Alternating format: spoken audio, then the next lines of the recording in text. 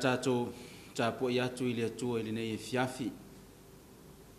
O te Faafeiloaiga se mau mai le fionga pa ia le atua e te ina ai, whaatomoina ai le tātou Faafeiloaiga i le nei e fiafi a wala tātou sauninga o le Faafeiloaiga o le Sapati pa ia o le atua.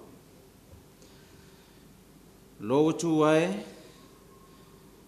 le tupu o te whaanene e ia te oe, o te whamanu atu fo'i i lo suafa e whaababau lava. O te whamanu atu ia te oe ia so umalava, o te vivi atu fo'i i lo suafa e whaababau. E siri lava iova, e tusa o na matuavi ia o ia, e le mawhai o na masuesueina, lona siri ese. O upu o whaatomoina ai le Faafeiloaiga o le nei e fiafi. Na tūsia le au auna le atua o tāvita, o lona nganga, o lona whaaneeneina, ma lona vi ia o lona atua. E whapena langona o le nei e fiafi, a o tātou tāpena ma tātou sauni atu. O lo tātou ulu whale atu, ma lo tātou Faafeiloi atu i le Sapati o le atua. E ao na tātou whaamanuina ma tātou whaaneeneina, le alofa siri ese o lo tātou tāpa au i le langi. Wa o ia na ia mamoli mai, lo utou soifua ma lo neiola. Ua mawhai ai o na tātou Faafeiloai i le fia i luma o le atua i le nei e fiafi. O na le whaititia lea o lona vi inga e ao na tātou whaafoi atu i le atua. O na o le mawalunga ma le siri ese o lona angalelei. Fia leo le anganga le nei e fiafi, vei alo leo o te ofa lofa ma o Faafeiloi atu. I lausunga i le taitai au ao le tātou ngā luenga, lausunga pasta wili papu, le whaletua ma le no whaalo. Whaamalo le soifua, whaamalo le langi e mama. Whaaftai le taitai ngā le atua, o lo whapenao na mawalunga e ala i lo soifua, ma lo tātou wola. Fia fo i le nei e fiafi e whaatalo whātu i lausunga, i le autustusi o le tātou ngā luenga, pasta papalii, au mua ia feta maspa o le whaletua ma le ainga. Whaamalo tau, whaamalo ngā lulue, i le ngā luenga ua whiriwhiria ma wala wina ai e le atua. Le whangaloina foi, le Faafeiloaiga i lausunga i le teu oloa, lausunga pasta o i tualangi, ata tanu wasa whaapea foi i le whaletua ma le nofu halo. Whaamalo tau, whaamalo le ngā lulue, i le ngā luenga ua wala wina ai tātou. Le whangaloina foi, le whaatalofa i taitai o mta ngā luenga e fia, le au whai ngā luenga tofi, a le atua i so se tafa ma so se tuli manu i le ngā ruenga o ao. Ai maise ai, o la wao sina mai lava i maunga tele, se i o lava i alo ma whanau. I e fia le anganga le nei e fiafia o tātou sauni atu, tātou te Faafeiloi atu i le Sapati o le atua, o te ofa alofa ma o Faafeiloi atu i le suafa manu malo o lo tātou walii o Yesu Kiriso. Ai le i whaitawina le a fionga le atua, le awanoa le nei o tutuina atu ai, i le au whai pese, mo le langina o le vi inga e te talaina ai le tātou sauninga o le nei fiafi.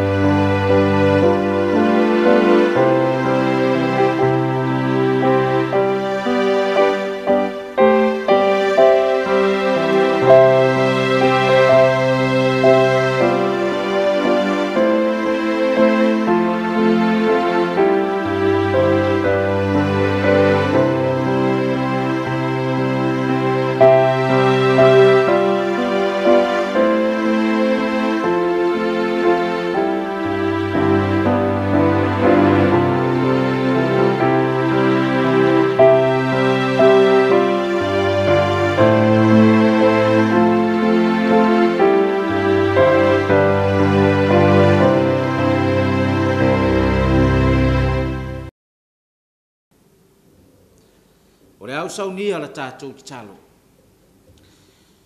Lo mātou tamae o i le langi, a fio mai alo wanganga, whaatumuina o mātou loto, au mātou sauni atu i le nei e fiafi, mātou te faafeiloaiga atu i lo sapati.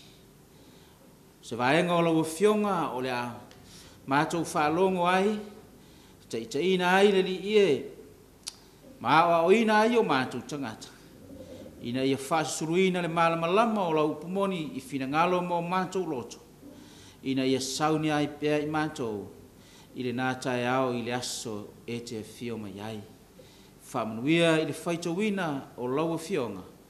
Whamanuia i le folofolaina e maise o la mātou whalongo. Ina ia vi ia lo suafa, Iesu e whaavavau lava. Amen. E a whai o iei lau tūspai e le nei e fiafi, o te mana o tātou te liliu whaatas māu, i le tusi o le a maua ai, o se whiau e taitaina ai le tātou sauninga o le Faafeiloaiga Sapati i le nei e fiafi.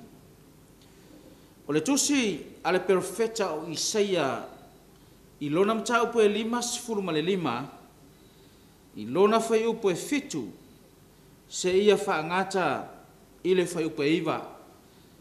Whai upo ia o le a whai mamau e taitaina ai la tātou sauninga i le afiafi nei.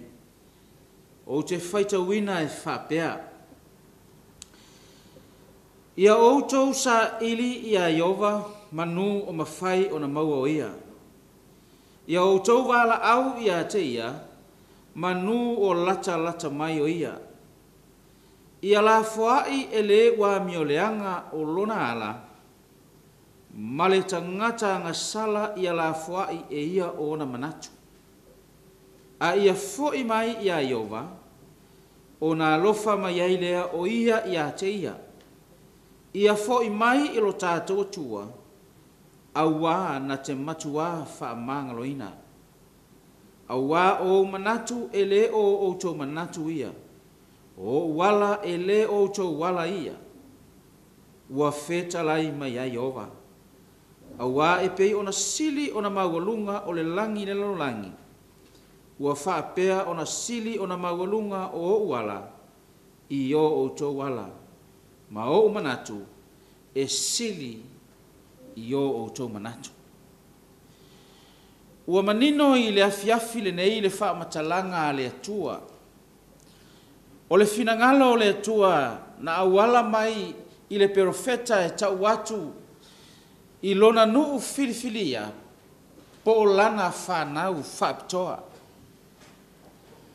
O le finangalo o le atua na whailo atu i le profeta o le awala la tau te manuiai e ala i lo la tau talia o le Mesia. E ala i lo la tau talia o Iesu Keriso. I o la tau loto ma o la tau langona po la tau manatu ma finangalo. Peitai o le mea e tasi na silafia e le atua e tele taimi o le soifuanga na le mawhai ai o na talia e lona nuu po o na tangata.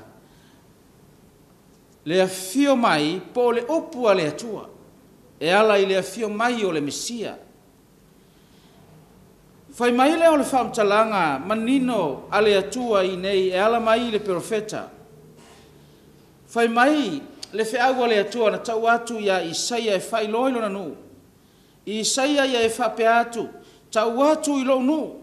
O Israelu, ia outou sa ili mai ia te au.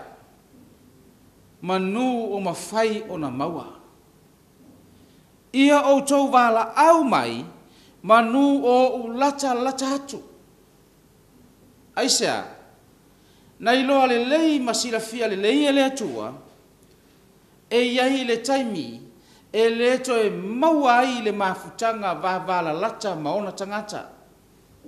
Wa tātou manino i le mea na o iai le nuu filifilia o Israelu. Na fiu e toe au ngani, na fiu e toe wala au i le atua, a ua uma le taimi na tuina mai. E whapena fo i le ata o le soifuanga ma le olanga le nei, o lo e soifua ma tātou o lai, le whanau whiriwhiria le atua. O lo tātou maua nei le avanoa, tātou te mawhai ai o le tātou wala au atu i le atua, ma tātou lata atu i le atua. Ai fōringa mai ali mai, i le whaamtalanga le tūspa ia i le afiafi nei, whapei o na whetalai le atua ia Israelu. E whape nāfo i le ata o le aso, le soifuanga ma le taimi lea tātou te soifua ma tātou o lai. O le ale me tupu, e iai le taimi e le o toe mamao, e le toe maua i le tangata, le fesota inga va lata ma le atua. Ai i le taimi nei o tātou soifua ma tātou o lai, whai mai le upua le atua, ia o tau sa ili mai, manu o mawhai o na maua. Ia o tau wala au mai, manu o lata atu. Ai toi whai tau atili e whoringa mai, e whaalango, le whaiunga le atua, ma le tali mai o le atua, i le mea e fili ai le tangata. O lona winga, o le mea te fili ai, o le mea le nā, e whai ai le whaiunga le atua. I le so ma le avanoa o lo tātou maua, ua tātou manino ma ua tātou malama, e le o toe whaane nefu i la tātou vaai. E iai mea, ma whaai longa ua tātou vaai ma ua tutupu i ona pōnei. O mea ua tātou i loa ai, ua i whai totoa le a fio mai o lo tātou ali i o Jesu Keriso. Peitai e iai taimi, e pule ai le tangata i lona lavaloto, ma whai ai le mea e manatu i ai le tangata, ma ngalo ai le tangata, lona vā whaafea ngai ma le atua. A o le whiau le fiafi le nei, e ala mai le fionga le atua, whai mai le upo le tūspaia, le upo le atua sa ili mai, manu o mawhai o na maua. Vala au mai, manu o lata mai. Whai mai le whai fitu, o le awala e mawhai ai o na tātou maua le atua, ma mawhai ai o na lata mai le atua. Whai mai le whai fitu, ia la foai ele ua mioleanga o lona ala. Ma le tangata ang sala, ia la foai e ia o na manatu. Aisa, leanga o le tangata i le soifuanga le nei, o le tangata e fausia i langona, e pulea i manatu le tangata, e pulea i filifilinga o le loto, e le mawhaiaia le tangata i le tele o nisi taimi o le soifuanga, ona sa ili le atua, ona o mea e manatu iai. A whai mai le au ngani e le tūspaia ma le upo le atua, la foai o tātou wala. Whai tauri tusi o whaata oto o mtau Pese Fou ma le lua. Al whau Pese Fou ma le whawhai mai wha mtalanga a le poto, e iai le ala ua tonu i le manatu o tangata. A o lona tonu unga, o ala ye o tiai. Le mafuanga na le ufa manatu mai ai le fionga le atua. Le anga e iai o tātou lava ala i te leo taimi. Wa le manatu ai o ala o le atua. O na whai mailo tūspa ia, o ala ia e tonu i o tātou manatu. A o le taunu unga o iala. O soe ma le whanau le atua. O lo e maua mai le nei sauninga i le nei e fiafi. Ma e sila mai. I le afiafi le nei, ma e langona ina le upo le atua, whai mai whamtalanga le tūspa ia, sa ili manu o mawhai na maua. Vala au manu o lata mai. Whai mai leo le autu o le whiau filifilia le atua le afiafi nei. Ia whai lau filifilinga ia sao, ma ia mausali le filifilinga, manu o e maua le avanoa. Tai au e te leiloa. E te leiloa tai au pe e te toi au lia. le aso na nafi ua tuanai ai fai mai fa mtalanga le tuspaia ile afiafi le nei o le filifilinga le tangata ona langona ma ona manatu e tauna la fai ai te tau ona fa mausali ma ia matua sa o le tatou filifilinga ile aso manua o tatou maua la manoa ai sa langa iai taimi o le soifuanga e pulea ai tatou ia tatou filifilinga ma o tatou manatu a le autu o le feau le fiafi nei ia sa o le filifilinga ia mausali manua o tatou maua le manoa fai mai sili le fiafi nei talaina ai le tatou feau fa pe feo na sao fa pe feo na mausali le filifilinga te mana sili vai nga mo le feau le fiafi nei fai mai lo vai nga mo sa vali le malama o le upu moni ale atua. U soe ma le o filfilia ale atua le fiafine. E le aisa isi mea ma fai ai. Ona mausali le filfilinga. O lo savali le malama o le upu moni. Fai mai le famtalanga le apostolo le tusa Roma sumartolu fai pe sumartolu. Ia tātou sava vali ma le matango fi. E tusa i le ao. Aua le poula ma le ona. Aua le faita anga ma le mata aitu. Aua le fe misai ma le matau. O lona winga i le so ua manao mia le atua la tātou whealwhaninga le tū whaata singa o lau finangalo mo tātou lonto. Aisa wai faita toa ma ua lata mai le afio mai o Yesu. Ma whangana whai mai le apostolo savali ma le matango fie. Savali le malama o le upumoni. Le ale upumoni. Le afionga pa ia le atua. Le upu filfilia lea. E te savali ai. Fai mai le mauro na lua. Le mua li oane mtau pe lua le whaupe ono. O le whaapea o lo tu mawia i tonu i a teia. E ta tau na savali le nātangata. Whaapei o na savali o ia. Usoe ma le filfilia le atua i le fiafi le nei. Fai mai le whamtalanga a Yesu Keriso ma le upo le fionga le atua o le whaapea lo tu mau o ia i tonu i a teia. Yesu. O le ale me fai e le tangata. Fai mai e tatau. O lona winga e le fai e ai se fai talia. E le tau fai e aini e tātou filfilinga. Pe fai e aini o tātou langona.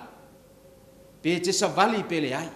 Ai fai mai tuspaia e tatau i le tangata o wana iloa o lo tu mau Yesu i ateia. Ona savali whaapeia ona savali Yesu. O le masani a Yesu fai mai whamtalanga tu se o Luka. Whaafau pe suma le ono o le masani a urufale i le sunako i le sapati. Awane ingalo i ate i tātou le awala na savalia Yesu. Fai mai le mau le Ioane mtau pe suma le lua fau pe tō suma le lima. Ona feta laia tu ai leo Yesu i ate i lātou. E toi ti na yaso e iai i ate o tau le malamalama. Sava vali ia manu o ia te o tau le malamalama. Aisea, ne i maua o tau e le pongsa. O le sa vali i le pongsa, e le iloa e ia le me alu iai. Le mafuanga na le fai mai ai, le mana onga o le au le fiafi nei ma le upu ale atua. Sa vali nei ai le malamalama o le upu moni. Le anga ua whaamanino mai e Yesu, fai mai Yesu e le o toi tele ni aso. Tātou wawai atu i le tele o whailonga, ma mea watutupu i le soifuanga le nei. E tau mai ai, e whailoa mai a te i tātou, whai mai le upo atu spaia ua toi tieti, na iaso o loo iai a te i tātou le malamalama. Le kalesia le atua, i so se tuli manu, ma so se tafa o le ngā luenga le atua. A whai o e maua mai le whiau le fiafi le nei, le whiau e manao mia e le atua ina i tātou sava vali pe le malamalama. Aua ne ingalo i a te i tātou le malosi o le fili manao penga e le petia ai le tātou savali. A le manaonga o le whiau sa vali fai mai Yesu a wai titi na yaso e leo toi mamao o le sa vali le pongsa e le iloa e ia le me alu iai. Fai mai le vaenga lona lua sa vali i le whātua tua. Le tusi leo luar ko nito lo mtau pe lima. Au lono feu pe fitu fai mai le famtalanga le apostolo Paulo. Au wa o le faatua tua. Ua matou sava vali ai. Ai le o le tino mai o mea. Le ainga o le atua i le afiafi nei. O elea olo e au na ma e tautua pe i le atua. Ma maua le avanoa e te fai ai le mea siri mo le atua. Sa vali le faatua tua. O lo tātou whātua tua e mwhainu wha marosia i o tātou loto. Taimi whainga tā o le ao mai. Taimi tātou tele i wa ai mua mua i o tātou mata. Taimi tātou tele i uia mua mua. Au a tau mai atu spa ia. Whapewheo na tātou tū mau i lea taimi. Whai mai i whamtalanga tu spa ia i lea fiafi nei. O le whātua tua e sa vali ai. Whaaloto tele ina ai. Wha marosia i lo loto. O awha inga tāma mea e o mai o le soifuanga le nei. Sa vali le whātua tua. Le aso lulu o le vai aso le nei. Sa iai lista ngatana o atu i lo fale. Matala no atu i atau, ma wha matala atu le tūlanga o le ai. Le anga inga o le soifuanga. Malona tali tonunga. Whai mai le wha matalanga lea tangata. E le o toi mamao nei. O na tātou wa aia lea le. Whaatau ina o le upua le atua. Ma le wha malo singa o le tūla fono. Whai mai le wha mtalanga tu spa ia ma le upua le atua. A e le savali le wha tua. E le mawhaina e tū mau. Savali le wha tua. Savali le malama lama o le upumoni o Yesu Keriso. O na mawhai leo na e tū mau. Whai mai le wha mtalanga ma le vaenga tāua e whai upu. E valu o le Isaia na whaitawina i le fiafi nei. Whai mai le atua ua o manatu e le o tō manatu. O wala e le o tō wala ua wheta laima iai ova. E pei lava o na siri na mawalunga o le langi le lalolangi. Whai mai le atua e wha pea foi o na mawalunga o wala i o tō wala. Ma o manatu i o tō manatu. A whai e seisi mea e se mai fina ngalo le atua lo e manatu iai. Ma e mawhauwhau iai, e tau ave se ai, lo whaatua tua ma tau ave se ai, lo fina ngalo i le atua malana wala au. Lea so, whai mai whamtalanga tu spa ia, sa ili nei manua mo whai na mauhoi. Tātou iai le sapati pa ia o le atua. Whai mai whamtalanga a le atua tā ua e lo loto le mau e whai unai le tātou whiau o le fiafiri nei. I le whai upa e tolu, whai mai le atua wai mai au tau taringa. Wai mai au tau taringa. O mai ia tau. Wha longo mai ia. E ola ai au tau. O tau e o sia le whea ngainga. E wha vavau ma au tau. O mea lofa ia na fola ina ia tā vita. E wha maoni lava. Whai mai le upa le atua i le fiafi nei. Wai mai au tau taringa, ma au tau o mai ia tau, wha longo mai ia, e ola i au tau anganga, o au tau o e o sia le whea ngainga e wha wavau. Whai mai le upua le atua, ta tala lau wha longo wai o tātou taringa i le atua, ma ia tātou wha longo i le upo le fionga le atua, o i tātou o e o osi whea ngainga ma le atua. Wha manuia le atua le nei e fiafi i lau wha fonga, ona o suafa o Yesu. Amen. Lau saunia le tātou te talo. Wa maea le whiau ala ua fio le nei e fiafi. Wa mātou iai fo'i tū la pa ia o lou sapati. Wa mātou faafeiloaiga i atu i lona o mai male. Mātou mafutaina i le nei e fiafi male mana o lou nganga. Mātou faafutai lea tau mai le avanoa. Ua mawhai ona mātou maua le mawhitanga ma lau whanau. O e olo maua mai le whiau ala ua fio i lunga o penga te whailangi. Ma mai moa le li ia le nei e fiafi. Ma o mātou whaafeiloa i whaatasi i le o mai o lou sapati. Mātou te talo lea i ailo wanga le lei. Faamanuia la ua fio i lau whanau. E le ngata i tonu o Samoa nei a o so se tuli mano le nei lalolangi. Ia i ailo wanga le lei malo olofa. tai do mātou wola le li ia I tū la o lou sapati se ia hoi na mātou whaamawai atu iai. Ia iai lo wanga le lei ma lau whaamianga ia te mātou. Whaamangalo ni o mātou se mani o mātou whaale tonu. I lou lava suafa Yesu ua mātou wole ma ua mātou wala awa tuai nei. Amen.